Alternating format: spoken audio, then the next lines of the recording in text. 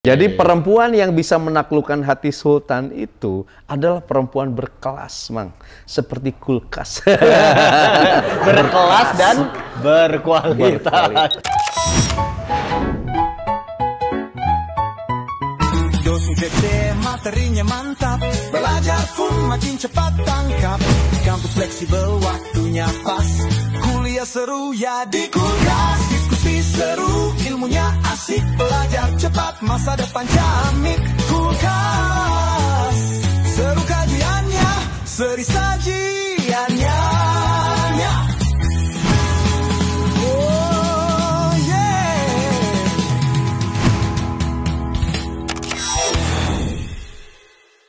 Assalamualaikum warahmatullahi wabarakatuh. Waalaikumsalam warahmatullahi wabarakatuh. Selamat datang dan selamat bergabung bersama saya Bren Saya Ang Ridwan. di program kesayangan kita semua, apalagi kalau bukan Kulkas. kuliah Ringkas. Satu-satunya kuliah yang nggak bikin boring, nggak usah ngontrak SKS dan bayar UKT. Namun meskipun ringkas, insya Allah berkelas dan berkualitas. Karena Kulkas Ngademin topik-topik panas bukan pakai nafsu, tapi pakai ilmu dengan bimbingan wahyu. Kulkas seru kajiannya, Seri sajiannya. Kulkas Ngadem yuk.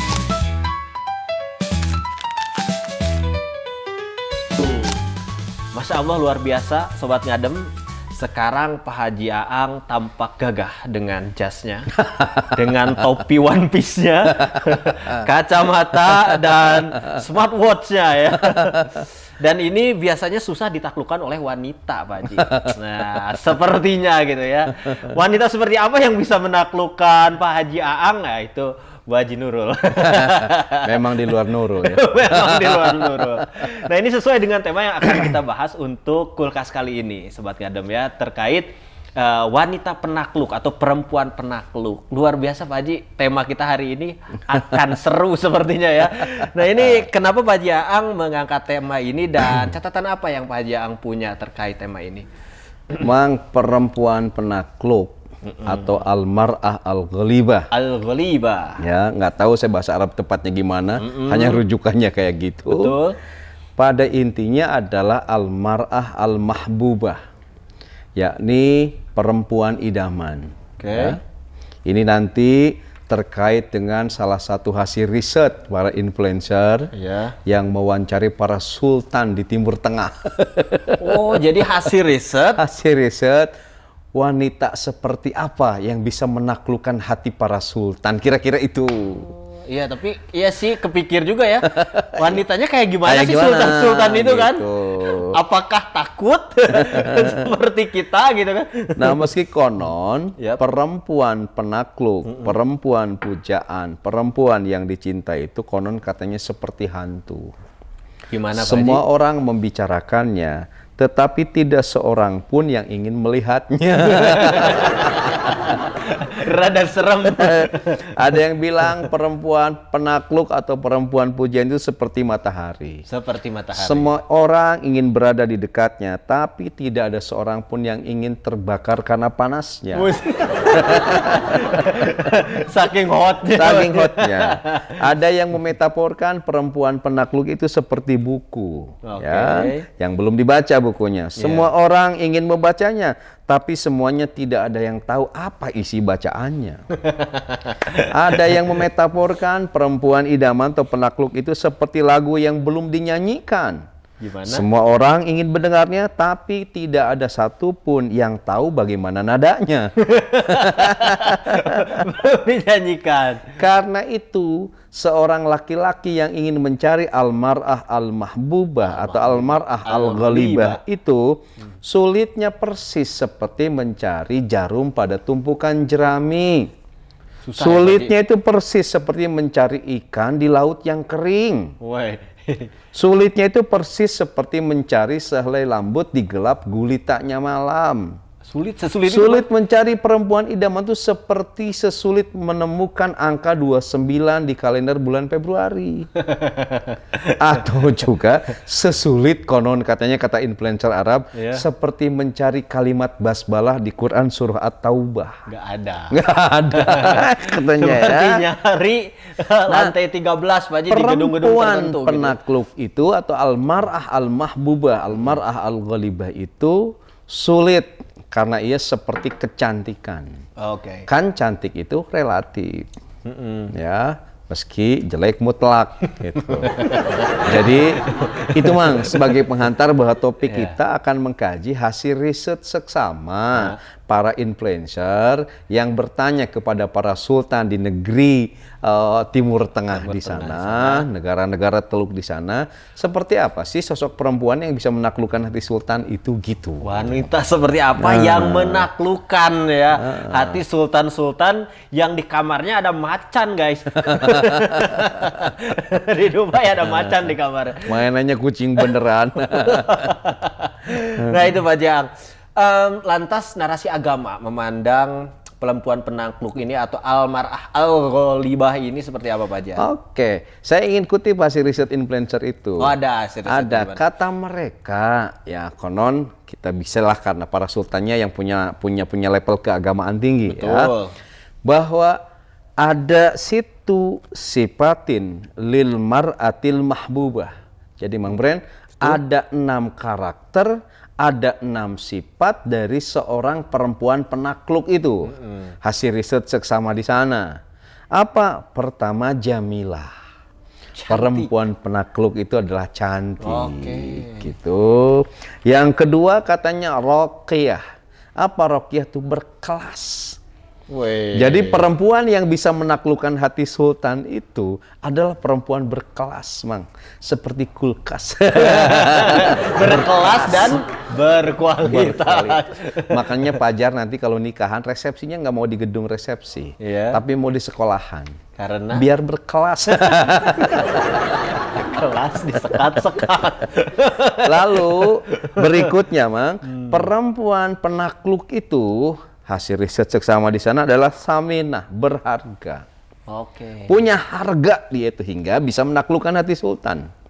Kemudian berikutnya khosoh. Khosoh itu apa? Seperti Purwakarta dan Jawa Barat. Istimewa. Sekarang Jawa Barat jadi istimewa. Cianjur pun istimewa, Pak Ji. Istimewa ya, Cianjur. Ente jago. Ente jago. Nggak jago. Ente jagoanan. Berikutnya yang kelima, datu jadibiyah. Perempuan penakluk itu memiliki pesona. Ya, Mang Dado itu pesonanya tinggi. Masya Allah. Terutama pada jebognya itu ya. Seperti Israel. Seperti Khabib Nurmagomedov. Khabib Nurmagomedov. Luar biasa. Kazakhstan ya membantai Arab Saudi. 9 lawan 11 bisa menang. Berikutnya karakter perempuan penakluk itu adalah latifah. Lembut gitu. Jadi Mang, perempuan penakluk itu karakternya 1 cantik, 2 berkelas, 3 berharga, 4 istimewa, 5 memiliki pesona, dan yang ke-6 lembut gitu. Langsung saja Pak Jang ke karakter yang pertama, yaitu jamilah, cantik. Nah itu karakternya seperti apa Pak Jang? Mang, begini, kalau saya ngapal Quran ya, kalau dulu mah suka merem, sekarang mah saya nggak suka merem. Kenapa? Suka ngelihat langit-langit kalau baca ayat Quran. Kenapa? Sebab kalau merem suka terbayang kecantikan si bunda. Topik pesanan lagi. Topik dalam tekanan. Topik dalam tekanan lagi. Kalau istri saya juga sama. Sekarang kalau ngapal Quran nggak bisa merem. Kenapa, Pak Ji? Suka bayang wajah Walid.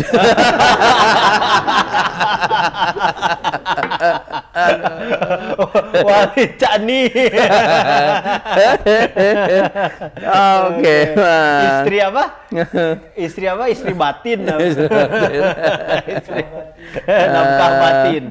Masya Allah, bid'ah.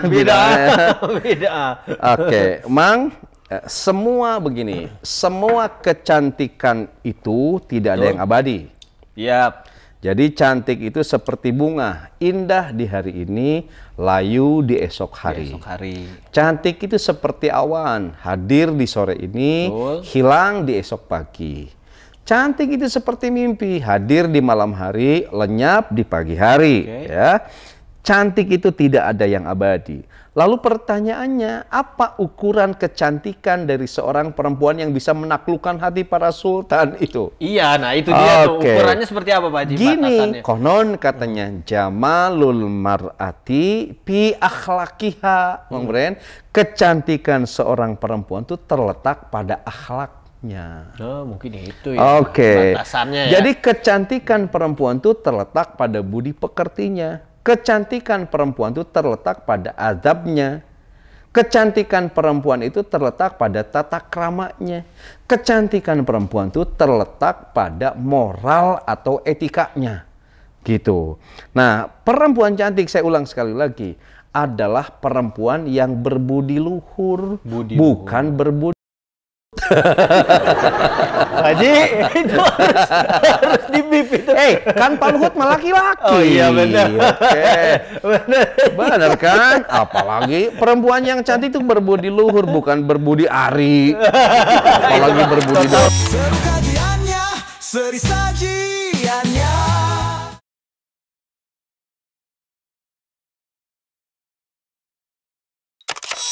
Seru kajiannya, seri sajiannya. Politik. Aku tahu politik itu.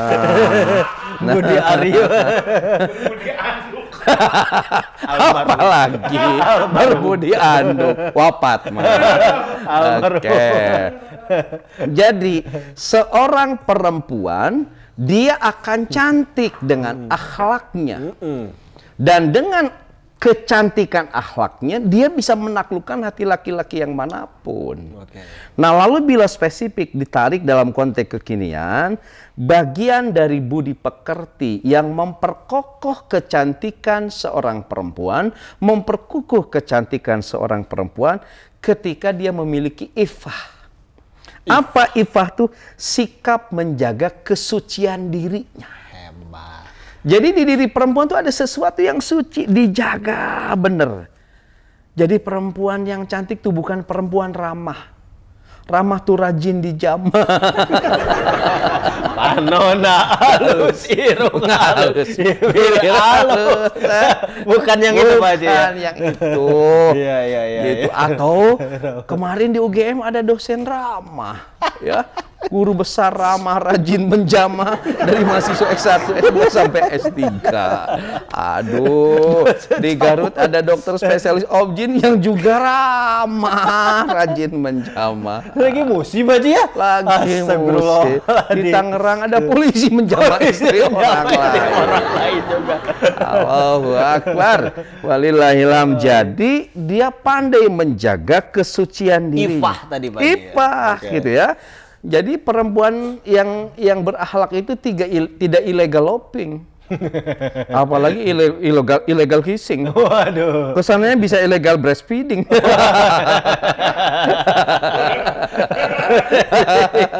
Bahaya. Illegal itu. kissing jangan. Nggak, jangan. Oke. Jadi kesucian atau virginitas dirinya ia jaga dan hanya ia berikan pada seorang laki-laki yang tengah atau telah tulus ikhlas mencintainya sampai ikrar ijab kabul. Betul. Di hadapan penghulu. Setelah itu mang akad nikahnya itu dihantarkan oleh khutbah nikah yang disampaikan oleh Pangersa Al Mukarram Mama Ajengan Kulkas. Dan fotonya di foto Buci Anjur.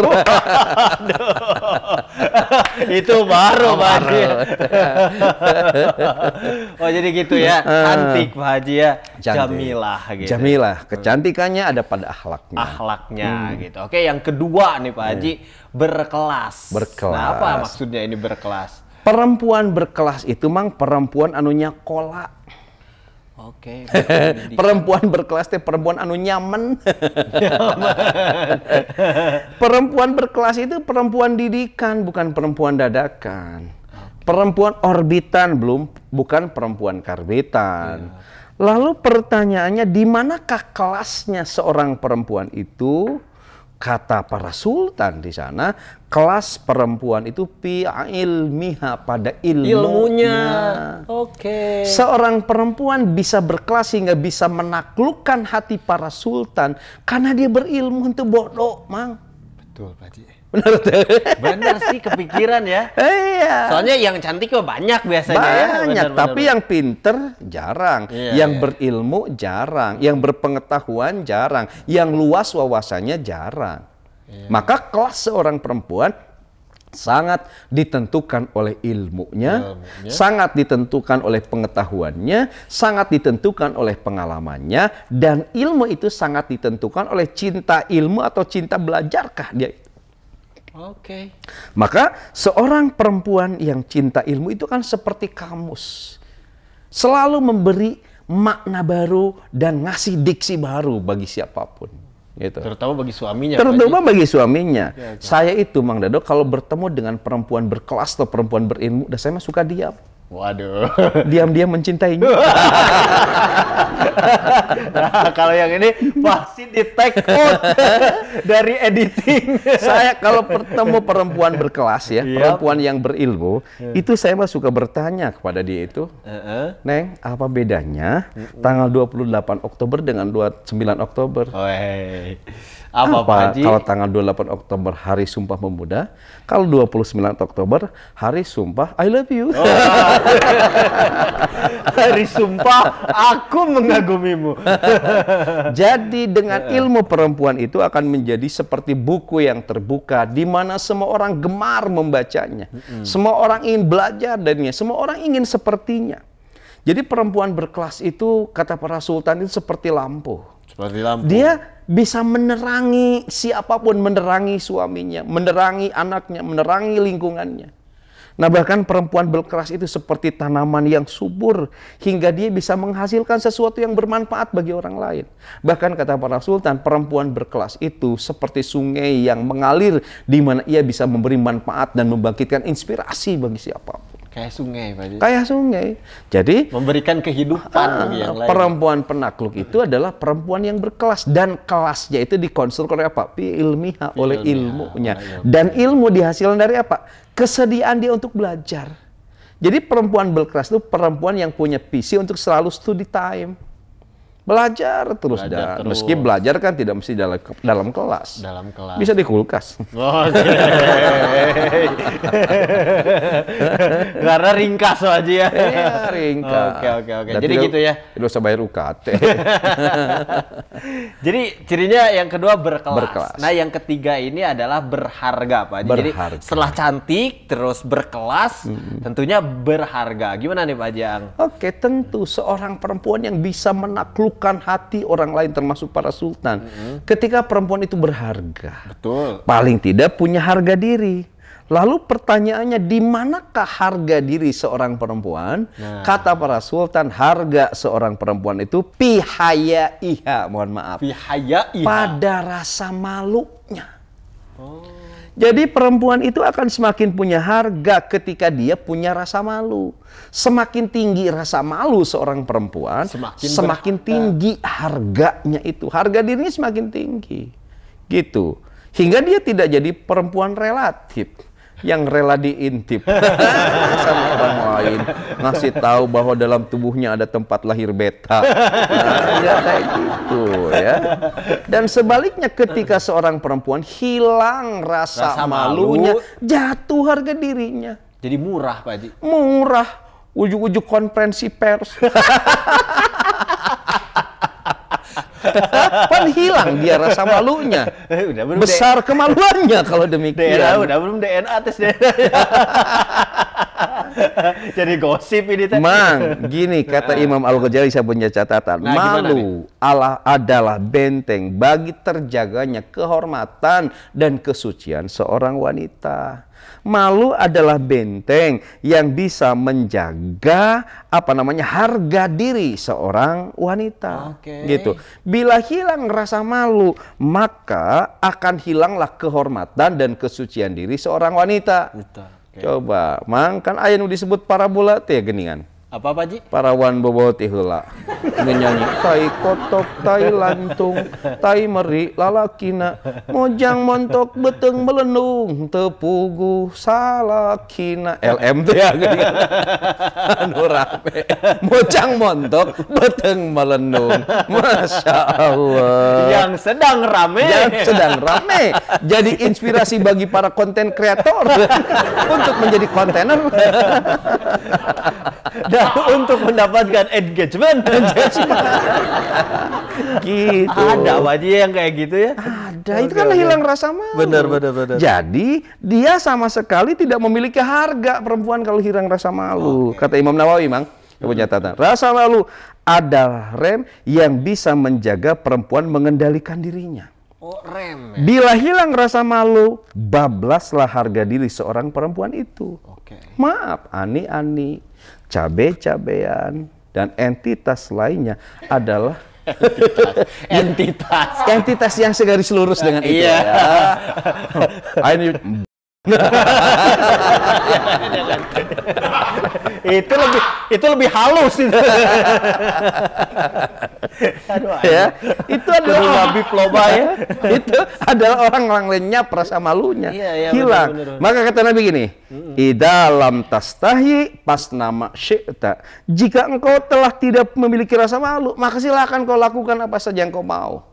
Jadi kalau orang sudah hilang rasa malunya, dia akan melakukan apapun yang dia mau. Udah terserah lah gitu kan. Oh, rasa malu, yang penting glow up, anjir. Benar sih Pak Ji. Kan kayak gitu, ya. Pokoknya gini, kita mah Pajar jangan malu kelihatan miskin. Yap. Malu itu kalau nungguin kembalian, padahal duitnya nggak pas. Di kelaksonan ti tukang teh. Si eteh lagi keur di pom bensin. Nyawa teh geus di pulangan. Aing era. Seru kajiannya, seri sajiannya.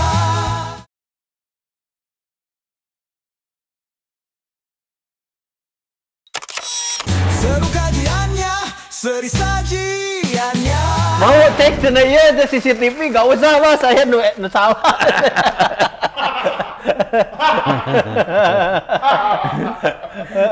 Benar gitu. Tapi ini ada statement, malu bertanya, sesat di jalan. Di jalan. Kalau saya kuliah gitu. Ada yang mau bertanya? Bahwa di peribahasa, malu bertanya, sesat di jalan. Yo, karena kita ini kelas bukan jalan, gak usah bertanya lah. Oh, jadi gitu Pak Jang. Oke, jadi perempuan penakluk itu adalah perempuan yang punya harga. Dan harga seorang perempuan terletak pada rasa malunya. Al-haya tadi Pak Haji. Haya. Oke, semakin tinggi rasa malunya semakin berharga. Semakin rendah rasa malunya tidak berharga. Oke. Nah, selanjutnya Pak Jang, ini seperti tagline-nya Cianjur sekarang, istimewa. Purwakarta dulu istimewa, sekarang Jabar juga istimewa. Semua istimewa Pak Jang. Termasuk perempuan ini yang istimewa. Nah, pertanyaan selanjutnya Pak Haji, perempuan yang bisa menaklukkan hati sultan itu adalah perempuan yang istimewa dan mempesona. Oke, ini nih seperti apa Pak Haji? Istimewa kayak tagline Cianjur Pak Haji sama Jabar sekarang. KDM. Entesian ku preman. Gas ya. Oke. Gini, Mang. Keistimewaan seorang perempuan itu, kata para sultan, pito'atiha, karena ketaatannya. Oh, taat. Seorang perempuan menjadi istimewa hingga menjadi almar'ah al-gharibah atau almar'ah al-mahbubah, itu karena dia taat. Bila dia seorang hamba, dia taat kepada Allah. Istimewa perempuan itu. Bila dia seorang muslimat, dia taat kepada Rasulullah. Itu istimewa. Bila perempuan itu jadi murid, dia taat pada gurunya. Jika perempuan itu jadi istri, dia taat pada suaminya. Jadi ala kulihal, ketaatan seorang perempuan kepada sistem nilai yang mengitarinya, itu akan membuat seorang perempuan itu menjadi istimewa. Hilang keistimewaan seorang perempuan kalau tidak taat pada suaminya. Hilang keistimewaan sebagai seorang muslimat bila tidak taat pada Rasulullahnya. Hilang ketaatan posisi perempuan sebagai hamba Allah jika dia tidak taat kepada suaminya.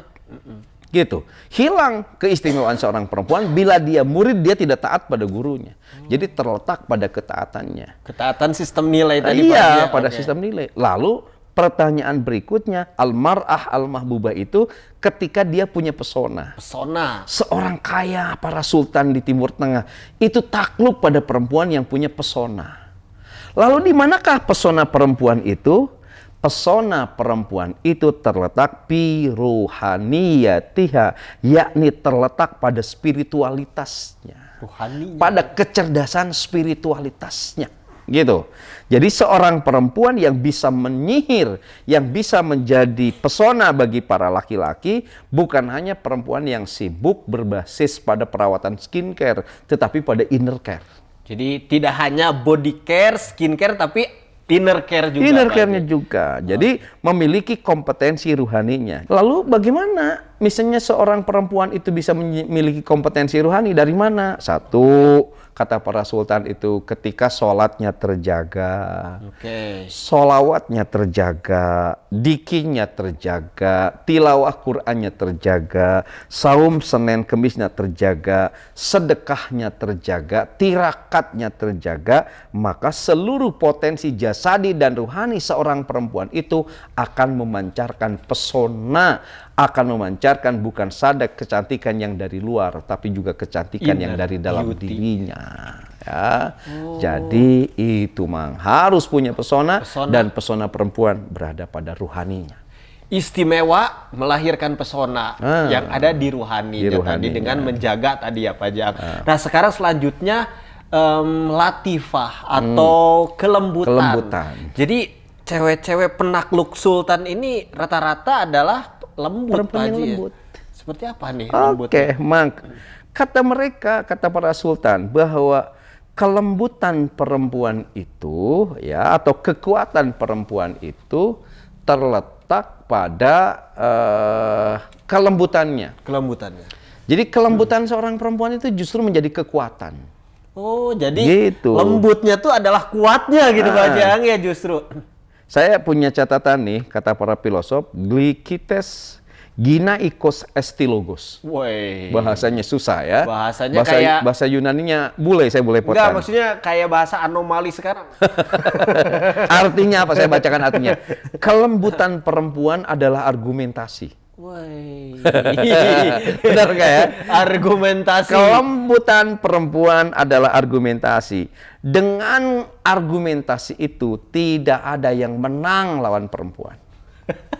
Jadi kalau perempuan ingin argumentatif, miliki kelembutan. Iya, iya, iya. Jadi kalau umi-umi, bunda-bunda, momi-momi, ibu-ibu ingin menang dalam setiap perdebatan dengan siapapun, terutama dengan suaminya, miliki kelembutan.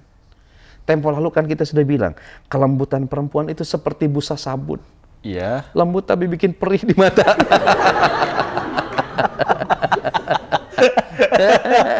Kayak sampo jing. Kalau kita salah nyiram ke mata, perih banget. Perempuan itu kelembutannya seperti cecak. Cecak. Cecak itu kan bisa mematikan. Iya. Mang, cecak apa yang bisa mematikan? Cecak digital. Bukan. Cecak napas. Kirain cecak. Benar, benar, benar. Itu mematikan juga. Mang, Pak. saya punya quote begini. A woman gentleness begin from her heart. Gitu. Jadi gini, kelembutan seorang perempuan itu bermula dari hatinya. Iya. Jadi bila ada pertanyaan bagaimana wujud kelembutan seorang perempuan, itu bermula dari hatinya. Bila hati perempuan itu lembut, maka ucapannya juga akan lembut. Oke. Bila ucapannya lembut, maka tingkahnya juga akan lembut. Oke. Bila tingkah atau sikap perempuan itu lembut, maka takluklah segalanya. Konon hati para sultan di negeri Teluk itu, mereka takut pada perempuan yang lembut. Justru yang Mereka lembut ya, Pak? takluk pada perempuan yang sangat lembut, gitu. Sebab kata mereka tidak ada kekuatan melebihi kelembutan. Gitu, Mang. Justru takut sama yang lembut ya Pak Ji. Jadi gini, perempuan penakluk adalah mereka yang full dengan kelembutannya. Bila kemarahan suami adalah nyala api yang membakar, maka kelembutan sang istri adalah hujan yang menyejukkan. Waduh. Bisa deh gue. Bisa deh gue. Jakarta keren. Jakarta keren. Bagi yang mampu. Oh, jadi gitu Pak Haji, yang lembut Pak Haji. Nah ini berarti ya itu sih, dari mulai kecantikan sampai mempunyai kelembutan akan menaklukkan hati sultan ternyata ya. Berbeda dengan di negeri Konoha. Sultan saja takluk. Apalagi security. Langsung saja Pak Jaang, kata-kata kulkas untuk sobat ngadem semua di rumah. Oke, sobat ngadem. Yeah. Beratnya kehidupan rumah tangga menjadi seringan kapas di tangan istri yang lembut dan suami yang bijaksana. Oke. Istri yang lembut adalah ciri dari al-mar'ah al-ghalibah atau perempuan penakluk. Oke. 2. Jadilah wanita idaman yang diinginkan semua sultan yang menawan, rupawan dan hartawan. Namun hanya satu yang bisa mendapatkan, Ustadz Aang Ridwan. Biar sama ujungnya aja. Diksinya biar pas aja itu sebenarnya guys. 3. Kelembutan membawa kemenangan bagi yang menyerang. Betul. Dan keselamatan bagi yang bertahan. Mereka yang akan diselamatkan oleh surga adalah mereka yang dipagari oleh kelembutan. Dipagari oleh kelembutan. Kata Lao Tzu, itu bukan kata saya. Nah, terakhir, bila agresif, perempuan hanya bisa menaklukkan beberapa hal. Tetapi dengan kelembutan, perempuan bisa menaklukkan segalanya. Wah, justru jangan agresif, tapi sebaliknya harus lembut. Pak Jaang ya. Jadi tidak seperti di negeri Konoha. Makanya nggak dapet sultan-sultan karena pada keras Pak Haji sama suaminya. Enggak maksudnya, bukan maksudnya nyindir guys. Enggak Bu, kalau ibu nonton bukan sama ibu ini. Edisi disclaimer. Paling dipotong. Oke, itu aja Pak Jam, kata-kata kulkas. Itu cukup lah. Oke, luar biasa ya, tidak terasa 30 menit kebersamaan kita menemani sobat ngadem semua di rumah. Jawaban atas pertanyaan ini jangan dianggap yang paling benar. Tanya lagi pada narasumber yang lain karena kita ini gudangnya ilmuwan dan cendekiawan. Jangan lupa juga like, komen dan subscribe di Aang Ridwan Official, dan jangan lupa juga saksikan terus Kulkas di Inspira TV. TV inspiratif dan positif. Saya Brenci Anjur undur diri. Saya Ridwan pun undur diri. Di program kesayangan kita semua, apalagi kalau bukan Kulkas. Kuliah ringkas, satu-satunya kuliah yang gak bikin boring, gak usah ngontrak SKS dan bayar UKT. Namun meskipun ringkas, insya Allah berkelas dan berkualitas. Karena Kulkas ngademin topik-topik panas bukan pakai nafsu, tapi pakai ilmu dengan bimbingan Wahyu. Kulkas seru kajiannya, seri sajiannya. Kulkas ngadem yuk. Assalamualaikum warahmatullahi wabarakatuh. Waalaikumsalam warahmatullahi wabarakatuh.